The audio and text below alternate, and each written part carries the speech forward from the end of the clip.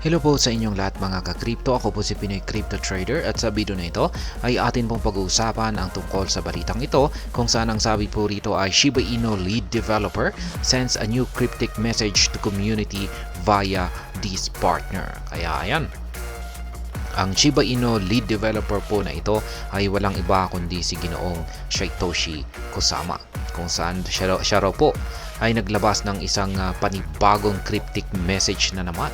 Kung pag sinabi po nating cryptic message ay isa po itong mensahe na may malalim na kahulugan. Kaya yan, ito po ay para sa community ni Shiba Inu at ginamit po niya ang kapartner ni Shiba Inu na ating malalaman po rito mamaya. Kaya ayan, bago po tayo magpatuloy ay nais ko lamang po munang bigyang linaw ang aking disclaimer kung saan ang nilalaman po ng video na ito ay hindi po ito isang financial advice. For education and information purposes lamang po ang layunin nito. Maliban po dito ay nais ko na rin pong magbigay babala na wala pong kahit anumang group chat ang Pinoy Crypto Trader.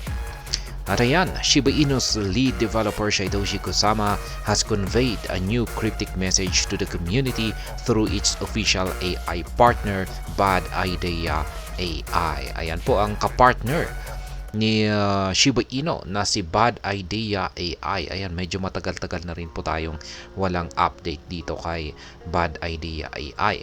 Kaya ayan, meron po siyang itong si Ginoong Satoshi Kusama ay meron po siyang inilabas na isang bagong cryptic message or isang mensahe na may malalim na kahulugan. Yan, para po sa community ng Shiba Inu at syempre dito sa community na rin ni Bad Idea AI. Kaya yan, ganyan po talaga itong si Ginoong Satoshi Kusama. Kapag meron po siyang gustong ipagbigay alam or i-announce sa buong community ng Shiba Inu ay dinadaan po niya ito sa isang mensahe na may malalim na kahulugan. At ito naman yung nagugustuhan ng community ng SHIB kasi gustong-gusto naman po nilang dinidecode ito.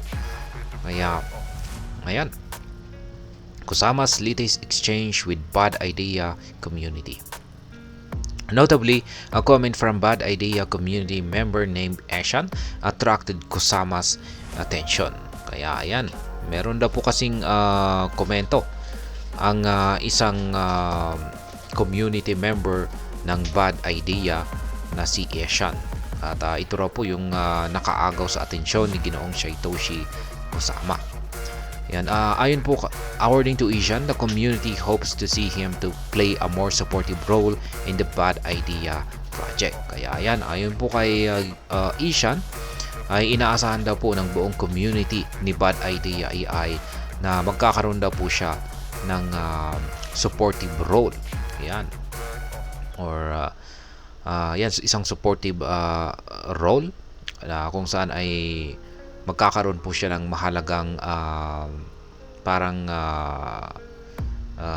magbibigay siya ng parang suporta. Ayan, or tutulong siya dito sa mga project ni Bad Idea. Kusama responded to this request with a cryptic message which reads, yan, ito po yung cryptic message. Naglabas po ng response or kasagutan itong si Ginoong Satoshi Kusama kay Ishan at dinaan po niya ito sa isang cryptic message. At ito po yung actual na cryptic message ni Ginoong Satoshi Kusama. Sabi niya rito ay, "The sun is bright." Ayan. Ang init ay napakaliwanag. Sabi rito, "You can feel the rays on your skin." Ayan. Nararamdaman mo ang sinag nito sa iyong balat. "The moon is subtle but brightens the night." Kaya ayan, ang buwan ay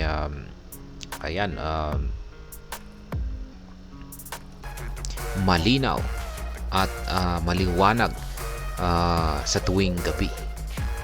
Kaya ayan, ano kayang ibig sabihin yan? Napakalalim na mensahe. Pero yan, meron po yung kaugnayan sa dito sa sinabi ni Asian. Ayan. Bad Community Reacts. Kaya yan, mula nung nailabas po ang cryptic message na ito ni Ginong Satoshi Kusama ay hindi po napigilan ng community ni Bad Idea AI na mapareact dito. In the meantime, Kusama's comment has elicited some bullish reactions in the group. Overall, his comment has received 29 bullish emojis, including fire, heart, and thumbs up. Kaya yan, sa madaling salita ay yung cryptic message na ito ni Ginong Satoshi Kusama ay pinagkaguluhan daw po sa community ni Bad Idea AI.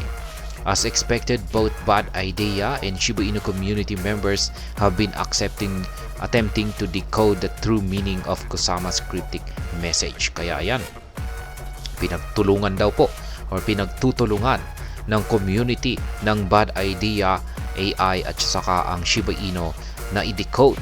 Yan, sinusubukan po nilang i-decode kung ano nga ba ang totoong kahulugan ng malalim na mensahe na ito ni Ginoong Satoshi Kusama. Interestingly, Ishan deciphered the message to suggest that fathers illuminate the path of their children's future by offering early support. In turn, the children reciprocate by assisting them when they reach old age. Kaya ayan,